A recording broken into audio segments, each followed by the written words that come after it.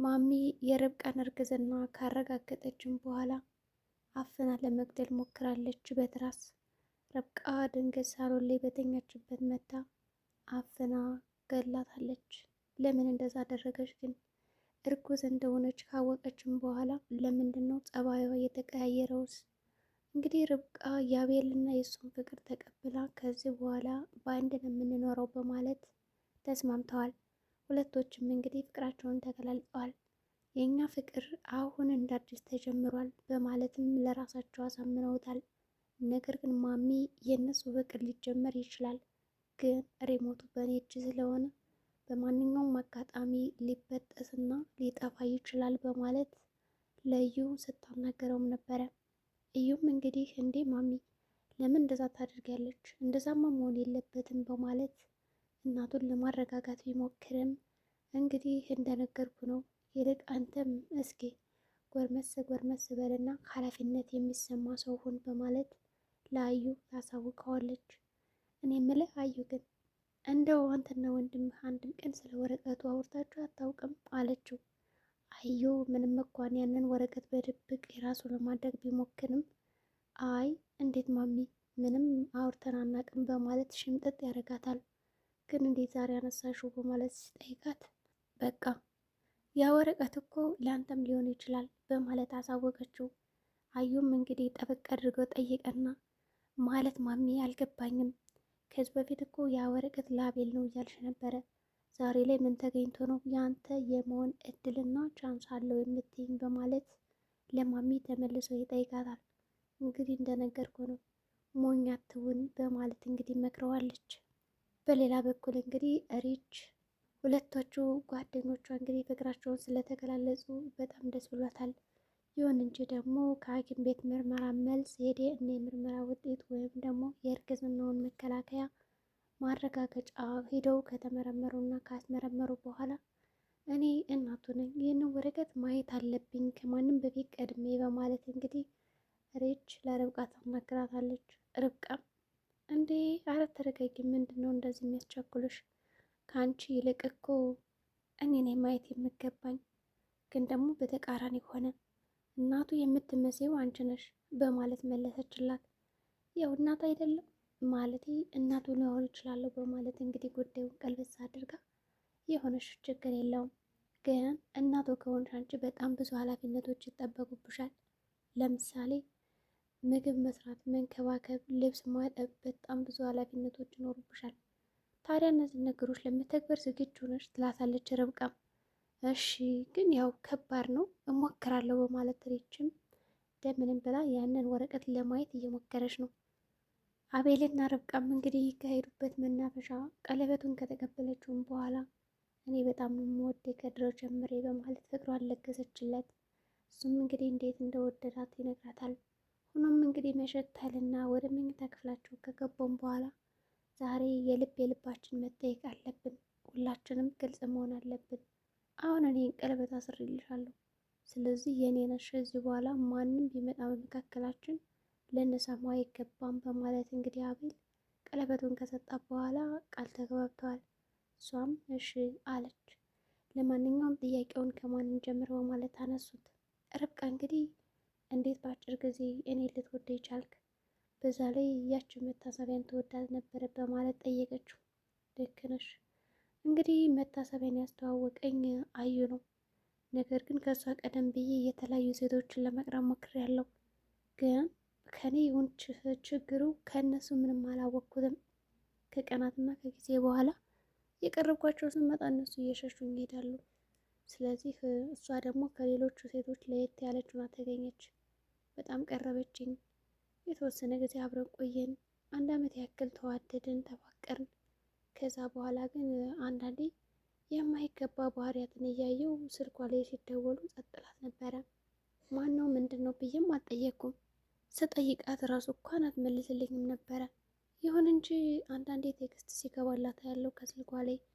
ይህንንም ቢሆን አጥብቄ አልጠይቅም ነበር። ነገር ግን አንድ ቀን በቃ ቴክስቶቿን በማየት የሆነ ነገር አየው። የማን ነው ብዬ ስጠይቃት እሷ ሸመጠተችኝ እና በቃ እንደማትገባኝ አወቅኩ። ከዛ ላንቺ የምሰጥሽ ስሜትና የሆነ ማንቋሽሽ ነገር እየተሰማኝ መጣ። ቦታ ለማይሰጠኝ ሰው ለካ አላስፈላጊ ቦታ እየሰጠው የሚፈልገኝን ሰው እያሰቃየው ነው ብዬ ለራሴ መናገር ጀመርኩ። ከዛ በኋላ በቃ ወደ አንቺ መጣ እያሰብኩልሽ መጣውና እሷን ተውኳት በማለት የፍቅር ህይወቱን እንግዲህ በአጭሩ ዘርዘር አድርጎ ነግሯታል። ይሁን እንጂ ርብቃ በጣም አመሰግናለሁ በማለት የእሷንም ሀሳብ እንዲሁም ደግሞ የእሷን ተሞክሮ ታካፍለዋለች። እሺ ታዲያ አንቺስ እንዴት ወደድሽ በማለት ጠይቃት በተረው። ያው እኔ የወደድኩ እንግዲህ እንደ አጋጣሚ ነው። በመጀመሪያ ደረጃ የመጀመሪያ ቀን እንዳየው ነበር የወደድኩ። ከዛ በኋላ ግን አንተን የማገኝበትን የተለያዩ መንገዶችን ሞከርኩኝ። ለምሳሌ ያክል እንግዲህ ያለኝ አማራጭ የቤት ሰራተኛ ሆኜ መምጣት ነበረ። ደላለው እኔ በቤት ሰራተኝነት እንዲቀጥረኝ አድርጌ ከእናንተ ቤት ተቀጥራ የነበረችውን ሰው እንግዲህ ብዙ ገንዘብ ከከፈልኳት በኋላ እንድትወጣ አደረኳት እና አንድም በዚህ ነው ያገኘው በማለት ነገረችው።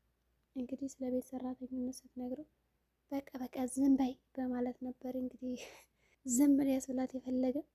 ግን ቆይ እኔ የት ነበርኩ ይህን ሁሉ ነገር ሲፈጠር እንደዚህ ሲሆን ለምንድን ነው ያላየሁሽ እያለ በጣም ሲያናገራትም ነበረ። ይሁን እንጂ አቤል እንደዛ ማለት የለብም ይህ በጣም ስለምወድና ስለማፈቅድ ነው በማለት መለሰችለት። እሱም እኔም በማለት እንግዲህ ፍቅራቸውን ከተገላለጹ በኋላ ጠዋትም ሆነና እንግዲህ ደስ የሚል ጊዜ ካሳለፉ በኋላ ከዚህ በኋላ ወደ ቤታችን መሄድ አለብን ብለው ይስማማሉ። ይሁን እንጂ ርብቃ አሁንም ቢሆን ስለ እርግዝናዋ ምንም አላሳወቀችውም። በጧቱ እንግዲህ ተነስታ አቅለሸለሻትና ተሯሩጣ ወደ ሽንት ቤት ትሄዳለች። አቤል እንግዲህ አዲስ ፍቅር ስለጀመረ በሰላም ነው ብሎ መደንገጥና መርበትበት ጀመረ። እሷም አዎ ደህና ነኝ በማለት መለሰችለት። እሺ ምን ሆነች ነው? ምንም በቃ መጠው ማለት እንግዲህ ለባብሰው ሻንጣቸውንም ይዘው ለመምጣት ሞከሩ። በሌላ በኩል እንግዲህ እዮብና ማሚ እያወሩ ነው።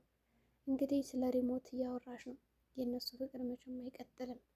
ቢጀምሩትም ምን ያቋርጣቸዋለሁ? ሁሉም ነገር ያለው በእኔ ነው። ገመዱን ከበጠስኩት ተበጥሰው ይለያያሉ በማለት ነው እንግዲህ የምትመልስለት። እዩም እንግዲህ ለምን እንደተቀየረች እናቱና እንደዛ ጸባይዋ እንደዛ እንደሆነ እየጠየቃን ነበረ። ነገር ግን እሷ ምንም አይደለም እባክህ ዝም በል ይልቅ ቁም ነገር ይኖርህ በማለት ነበር ያናገረችው።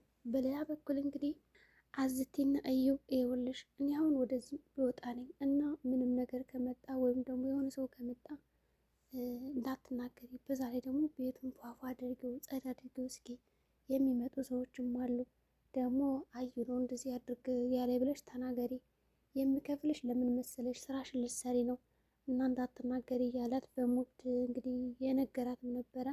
ይሁን እንጂ እሷ አልተረዳችውም፣ ትክዝ ብላ እያየችውም ነበረ።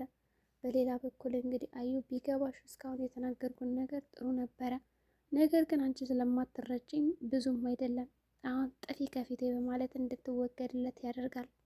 እንግዲህ ያቺ ሬችም ስለ ጓደኞቿ ከተደሰተችም በኋላ ተመልሰው መጥተዋል። ከቤት ከገቡ በኋላ እንግዲህ አቤልና ርብቃ እናታቸውን እንግዲህ ቁጭ ብላ አገኛት። ደህና ዋልሽ እራሱ እንኳን አላላትም። የአቤል ንቀት እንግዲህ ይነግል ነው። በጣም አናደው ስለነበረ እናቱን እንግዲህ ሰላምም አላላት። ሳሎን እንግዲህ ቁጭ ብላ ሲያገኟት ዝም ብለው ይቀመጣሉ። ምንም አላሏት። እሺ አጅሬትና አጅሬ ምን ነው ደግሞ ዛሬ ሰላምታ አትሉኝም እንዴ ትላቸዋለች። እንግዲህ ርብቃ ቀበል አደረገችና ማሚ እንዴት ዋልሽ ደህና ነሽ በማለት መለሰችላት። እንግዲህ አጅሬትን ማሚ እየተቆጣችው ደህና ነኝ ይመስገን በማለት እንግዲህ በቁጣ መለሰች። ይሁን እንጂ እሺ በማለት አንከላከለቻት። አልቆያችሁ ምንድነው ይህን ያክል የጠፋችሁት በማለት ብዙ ነገሮችን ተናገረቻት። ቢሆንም አቤል ርብቃ እንደዚህ እንድታሰቃያት አልፈልግም፣ ይበቃሻል በማለት በቁጣ ተናገረ። እንዴ ምንድነው አንተ እንደዚህ የሚያንጨረጭርህ ገና ለገና ለማታቀልሽ በማለት እንግዲህ መልሳለት ነበረ። አቤልም እስከ ዛሬ ብዙ ነገሮችን አድርገሽ ብዙ ነገሮችን ታግሸሻለሁ እና ወይዘሮ አልማዝ ስነ ስርዓት ቢኖሮች ጥሩ ነው በማለት እንግዲህ በስሙ ይጠራታል። ምን ጭራሽ ደግሞ ማሚ የመባለው ተትቶ ወይዘሮ አልማዝ ተባልኩ አይደለ ትለዋለች። ጎበስ እንደዚህ ከሆነማ ሂድና ንገራት ለሚስትህ እኔ እናት እንዳልሆንኩ አክስቱ እንደሆንኩ ንገራት ትለዋለች።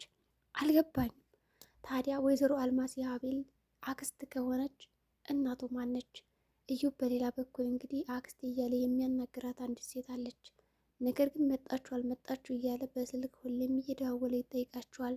ታዲያ ማነች የአቤል እናት?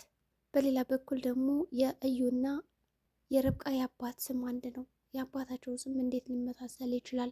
ይሁን እንጂ ከተናደደችም በኋላ አቤልም ወደ መኝታ ክፍሉ ይሄዳል። ርብቃም እንግዲህ ወደ ሐኪም ቤት የምትሄድበትን የተለያዩ አጋጣሚዎችን እየፈተሸች ነው።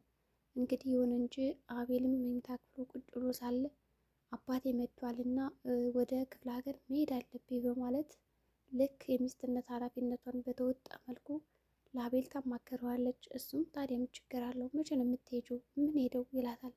አብራይ ልትሄድ ነው እንዲህ አለችው። እንዴ ይሄማ እኮ ወግና ማዕረጉ ነው ይላታል። በሌላ በኩል እንግዲህ ታዲያ አባቴ መጥቷል አሁን ምን ልለው ነው በማለት ርብቃ ተጨንቃለች። ምን ችግር አለው ያው አግብቻለሁ በማለት ትመልሽለታለች። ስለዚህ ምንም ማለት አይደለም እውነቱን ተናገሪ ለአባትሽ ትላታለች። እሷም እሺ በቃ በማለት እንግዲህ ጓደኛዋን ምክር ካሰማችን በኋላ በቃ እንውጣ ይባባሉና ወደ ሐኪም ቤት ለመሄድ ይሞክራሉ። አዩም ነበርና ሳሎን ላይ ወዴት ናችሁ በማለት ጠየቃቸው። እነሱም ርብቃ እውነቱን ልትናገር ብትንተባተብም ሪች ቀድም አለችና ሐኪም ቤት ጓደኛችን ታማ ልንጠይቃን ነው አለች። አዩ ስለ ርብቃ እርግዝና ጠንቅቆ ስለሚያውቅ ወረኛ አሁን በእናንተ ቤት ሸውዳችሁ የሞታችሁን አይደለም ደንቤጥ በሎ ሂዱ በማለት እንግዲህ ዝም ይላቸዋል። ምክንያቱም ርብቃ ስተሰርታለች ስለ እርግዝናው ማሳወቅ አልነበረባትም። አሁን በእሷ ቤት ሁለት ሰው ብቻ የሚያቀና መሰላት። ነገር ግን አዩ ያውቃል። ይሁን እንጂ ምርመራው እንግዲህ ልጅ እንዳረገዘች ተነግሯት በደስታ ነው የወጣችው። ማሜም ይሄን ከሰማች በኋላ አፈኘ ካልገደልኩሽ በማለት እንግዲህ እየተንጨረጨረችባት ነው። የዛሬው ቪዲዮአችን እንግዲህ ይህን ይመስላል። በቀጣይ ቪዲዮ እስከምንገናኝ መልካም ጊዜ ይሆንላችሁ።